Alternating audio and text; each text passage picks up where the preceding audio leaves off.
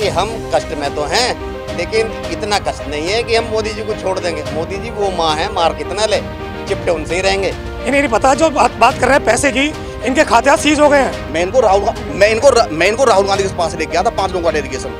मुद्दे तो बहुत थे, लेकिन नाम में होने के बाद सारे मुद्दे खत्म हो गए। और इस बार 2024 के लोकसभा चुनाव में वोट की चोट करने से पहले क्या क्या मुद्दे इस बार दिमाग में रहने वाले हैं, वो हम जान लेते हैं। अंकुर जी, ये बताइए कि इस बार 2024 का जो लोकसभा चुनाव है, उसको लेकर मैं आपसे एज अ व्यापारी के तौर पर पूछना चाह रहा हूँ, क्या क्या मुद्दे इस बार जो हैं आपके दिमाग में रहने वाले हैं वोट करने से पहले? ऐसा है, ये 22 जनवरी को जो मोदी जी ने ये राम में जो हुआ है ना, उसको देखकर सारी चीज़ सब कुछ खत्म हो गई। मुद्दे तो बहुत थे, लेकिन नाम में होने के बाद सारे मुद्दे खत्म हो गए। तो मतलब राम मंदिर आने के बाद में जो है अब सारे मुद्दे, जितनी भी परेशानी थी वो सब खत्म हो गई। बिल्कुल। क्या लगता है कि इससे ऐसे क्या होगा, क्या महंगाई खत्म हो जाएगी उससे? नहीं, महंगाई खत्म नहीं होगी। महंगाई तो नहीं है। आप महंगाई किस उस पर बता रहे हैं, बताइए। अगर मैं बताता हूँ, पेट्रोल अब से कांग्रेस की सरकार थी, कांग्रेस की सरकार में 88 रुपये पेट्रोल था, अब से 10 साल पहले, और आज 96 रुपये पेट्रोल है। अगर 96 रुपये पेट्रोल पहुंच गया तो जो ज़मीन हमारी अब से 50 लाख की थी वो 1 करोड़ की भी तो हो गई। तो हमें फ़ायदा नहीं हुआ या नुकसान हुआ, आप बताइए। क्या लगता है कि महंगाई नहीं है अब? नहीं है, महंगाई नहीं है। व्यापार जो चल रहा है ठीक चल रहा है एकदम? बिल्कुल ठीक चल रहा है, परंतु ये जो नया कानून आ रहा है, इसने व्यापार जीरो कर दिया है। बिल्कुल। अच्छा, क्या कानून है एक बार? खाली बैठे हैं। MSME। क्या है इस MSME में? इस MSME में जो गवर्नमेंट कह रही है कि जी जो हमारी बैलेंस शीट जाएगी, उसमें जो क्रेडिटर्स होंगे उसको हमारे प्रॉफिट में डायरेक्ट जोड़ दिया जाएगा। अच्छा। अगर 45 दिन में हम उसका पेमेंट नहीं कर पाएंगे तो क्या मुद्दा रहेगा इस बार चुनाव में? मुद्दे तो बहुत हैं, लेकिन फिर भी है ना, जो है व्यापार के हित के लिए कुछ काम गवर्नमेंट को करने चाहिए। जैसे ये वाली प्रॉब्लम आ रही है MSME के तहत, इस वाली प्रॉब्लम को आगे, मतलब इसे आगे एक्सटेंड करना चाहिए इसे 1 साल के लिए कम से कम, इसे जैसे व्यापारी को मौका मिल जाए अपने व्यापारी को आगे समझाने के लिए। ठीक है। क्या लगता है इस बार जो है क्या मुद्दे रहेंगे, क्या क्या सोचा है? क्या एक तो ये समस्या बता दी, इसके अलावा और क्या क्या? देखिए, जहाँ तक है सरकार का, वोट तो करेंगे बीजेपी को ही, वो एक अलग बात है, लेकिन व्यापारिक मुद्दे बहुत ज़्यादा है और परेशानियां भी बहुत ज़्यादा हैं। जैसे जब GST लागू हुई थी, तब ये तय किया गया था कि आप जो भी GST की फाइल अपनी समझ से फाइल करेंगे उसको, लेकिन आज 5 साल के बाद में 17, 18, 18, 19 के नोटिस भेजे जा रहे हैं। 1-1 रुपये के ऊपर में नोटिस भेजा जा रहा है। वो सिर्फ व्यापारियों को परेशान करने के जड़ है। सकते हैं कि ये जो राम मंदिर था, ये चुनाव का एजेंडा था? नहीं, चुनाव का एजेंडा नहीं था। हमारी सरकार बहुत अच्छे काम भी कर रही है। नितिन गडकरी जी हमारे दिल्ली से मुंबई हाईवे बना रहे हैं। अभी मैं परसों देख रहा था न्यूज़ में, वो पराग गए थे। पराग से वो दिल्ली से जयपुर की इलेक्ट्रिक बस बना रहे हैं, जो उसमें कि 3 बस एक साथ चलेंगी और उसमें किराया भी 30% होगा प्लेन के मुकाबले, और उसमें सारी फैसिलिटीज़ प्लेन जैसी ही दी जाएंगी। ऐसा नहीं है सरकार काम नहीं कर रही, सरकार काम कर रही है, मगर थोड़ा सा व्यापारी परेशान है। थोड़ी सी कुछ ऐसी चीज़ें हो रही हैं जो व्यापारी नहीं समझ पा रहा है। जैसे MSME है, उसमें नहीं समझ पा रहा है अभी, उसमें बहुत सारी परेशानी आ रही हैं, तो वो थोड़ी सी समझ जाए गवर्नमेंट, तो उसमें फिर। और क्या मुद्दे सोचे हैं इसके अलावा? देखिए, महंगाई तो है, आप खुद कह रहे हैं कि व्यापारी परेशान है, इसके अलावा और क्या क्या? गवर्नमेंट के जो कानून बनते हैं ना, उनके अधिकारी और कानून बनाने वाले अगर सड़कों पे आ जाएं और हमारी समस्याओं को सुने, तो सारी समस्याओं का समाधान हो जाएगा। वो वातानुरूत कमरों में बैठते हैं, इसी कमरों में बैठते हैं, इसलिए उन्हें हमारी परेशानियों की जानकारी नहीं है। जो अधिकारी कानून को इम्प्लीमेंट करा रहे हैं और जो बना रहे हैं, वो हमारे बीच में आ जाए, 1 मिनट में समस्याओं के समाधान। कि व्यापार जो है, थोड़ा सा व्यापारी परेशान है, तो ये बताइए कि अगर हम भाजपा को छोड़ के और दूसरी कौन सी, किस पार्टी के ऊपर भरोसा कर सकते हैं कि उसमें व्यापारी खुश रहे? देखिए, ऐसा है, इस देश का इतिहास रहा है, जब जब बीजेपी की सरकार आई है तब तब व्यापारी परेशान रहा है। आप पीछे इतिहास में जाइए, 1999 में जो अटल जी प्रधानमंत्री बने थे, तो उन्होंने पावरलूम पे एक्साइज लगाई थी, और पावरलूम लोहे के भाव बिकी थी, और मेरठ में 1.5 महीने पूरा बाजार बंद रहा था। हम लोगों ने आंदोलन किया था, बहुत लाखों लोग इकट्ठा हुए थे, लेकिन इन्होंने नहीं सुनी। इनकी सरकार बदली, कांग्रेस सरकार आई, एक्साइज हटाई उन्होंने, तब ये कारोबार चला। कांग्रेस के राज में कह रहे हैं भाई साहब कि जो है व्यापारी खुश था। नहीं, कांग्रेस की सरकार थी जब, आपको पता होगा, घोटाले होते थे और घोटालों में कंपटीशन चलता था। कोई पहले कर रहा है मंत्री 1000 का घोटाला, दूसरा 2000 करोड़ का घोटाला, तो उनमें कंपटीशन ये होता था कि सबसे बड़ा घोटाला किसका होगा।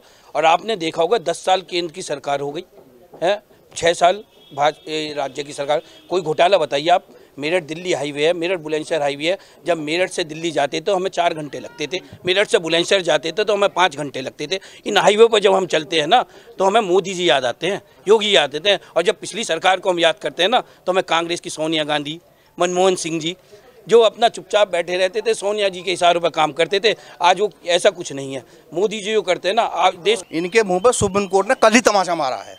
जो ये योजना लेकर आए थे, जो चोर दरवाजे से 6,600 करोड़ रुपए का चंदा लिया इन्होंने 5 साल में, कल सुप्रीम कोर्ट ने साफ कहा है कि ये असंवैधानिक है। और अगर हिंदुस्तान के अंदर कोई और देश होता तो प्रधानमंत्री को कल इस्तीफा देना पड़ता। ये पहला देश है जहाँ प्रधानमंत्री ने इस्तीफा नहीं दिया। कल असंवैधानिक कहा है, जिसमें 6,600 करोड़ रुपए इनको चंदा मिला है।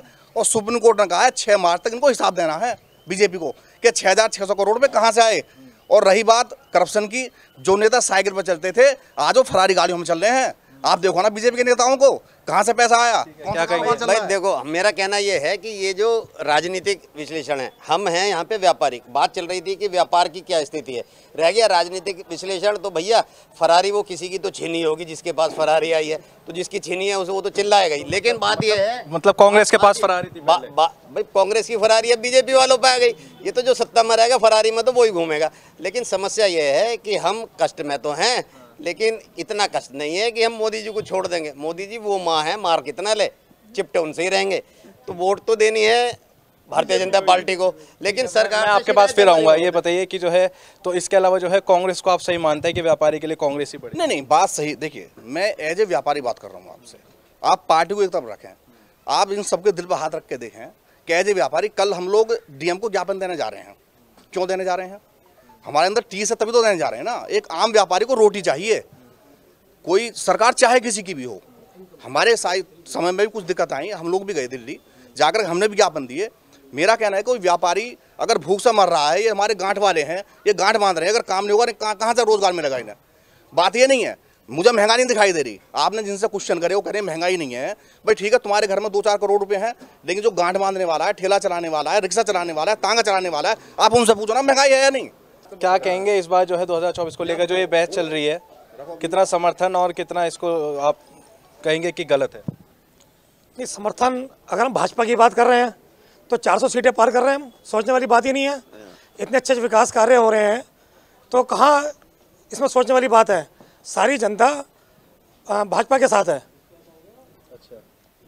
और रही बात किसान आंदोलन की, किसान भी हमारे साथ हैं। जो कुछ खालिस्तानी पंथ हैं, ये जो खालिस्तानी कट्टर हैं, ये लोग बीच में घुसे हुए हैं और सब पैसे वाले हैं। ये बाहर से फंडिंग हो रही है कनाडा से, तो ऐसा कुछ नहीं, किसान भी हमारे साथ है।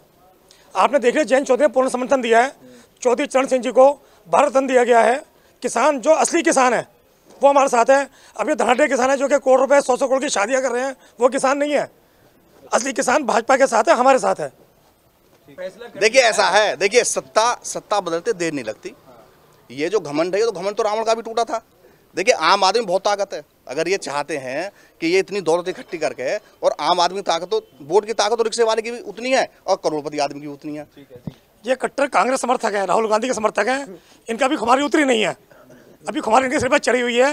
इन्हें नहीं पता, जो बात कर रहे हैं पैसे की, इनके खाते आज सीज हो गए हैं। 1,000 करोड़ में के सीज हो गए, आज इनकम टैक्स सीज कर दिए, जिसका जवाब नहीं है इनके पास। और भाजपा के पास 7,000 करोड़ चंदा आया, वो सारा जवाब है। वो कहते हैं किसानी बिल्ली खंबा नोचे, कहावत सीधा हमारे यहाँ। देखिए व्यापार की बात हो रही है। जब एक्साइज लगी थी तो ये हमारे प्रधान जी थे, बड़े भाई हैं हमारे, मैं इनको राहुल गांधी के पास ले गया था 5 लोगों का डेलीगेशन, इसी खंडक बाजार से। ये साक्षात खड़े हैं। और उसी दिन शाम को कानून का रद्द हो गया था वो जो लगा था। मैं इनसे निवेदन करता हूँ कि आप भी 5 लोग ले जाकर मोदी के पास चलो ना, कितने तारीख में खत्म करो, क्यों नहीं लेकर चल रहे? अगर आप व्यापारी की बात करते हो तो आप चलो डेलीगेशन लेकर खत्म करवाओ उसको, क्यों नहीं करवा रहे? आप डेलीगेशन लेके गए थे, बस खत्म नहीं हुआ था। ये आपकी गलतफहमी है। उस दिन शाम को कुछ नहीं हुआ था। वो हमारा जो कागज था ना, वो कूड़े के बस्ते में चला गया था। नहीं, ये गलत बात। आप उस दिन का देखिए, अगर कोई कार्य कर रहा है उसको नकारना नहीं चाहिए। आदमी को राजनीति, अगर ऐसी राजनीति करोगे तो 43 भी क्या, तुम्हारे पास 10 धाराएं और लगेंगी आने वाले समय में। अगर देखिए ऐसा है, अगर आप व्यापारी होकर अगर व्यापारी हित की बात नहीं करेंगे, पहली बात तो व्यापारों की राजनीति मत करो। अगर आप व्यापारी हित की बात नहीं करते हो तो आप फिर किसी पार्टी की राजनीति करो। आप व्यापारी का अगर हित नहीं कर सकते और व्यापारी के लिए खड़े नहीं हो सकते, और आप अगर इतने डरते हो कि ईडी ना आ जाए तुम्हारे घर में, है ना, आदमी डरता है ईडी ना आ जाए घर में। अगर आप व्यापारी के हित के लिए संघर्ष नहीं कर सकते, लड़ाई नहीं कर सकते, तो आपको हक नहीं है। फिर क्या कहेंगे सबसे आखिरी में, बहुत शॉर्ट? बीजेपी। ठीक है, क्या रहेगा मुद्दा और क्या सोचा है? 400 के पार। 400 के पार। चलिए, तो देखिए हम इस समय जो है यहाँ पे खंदक बाजार में थे। श्रेष्ठ उत्तर प्रदेश यहाँ पहुँचा था और व्यापारियों से उनके मुद्दे भी जाने, तीखी बहसबाजी भी रही। लेकिन 2024 का जो लोकसभा चुनाव रहेगा वो देखने वाली बात रहेगी, दिलचस्प रहेगा, क्योंकि सीधा सीधा अगर देखा जाए तो एनडीए और गठबंधन के बीच में चुनाव है और निर्णय क्या निकलेगा वो वोट की चोट के बाद ही पता लगेगा। वीडियो जर्नलिस्ट राजेश शर्मा के साथ प्रत्युष शर्मा, श्रेष्ठ उत्तर प्रदेश, मेरठ।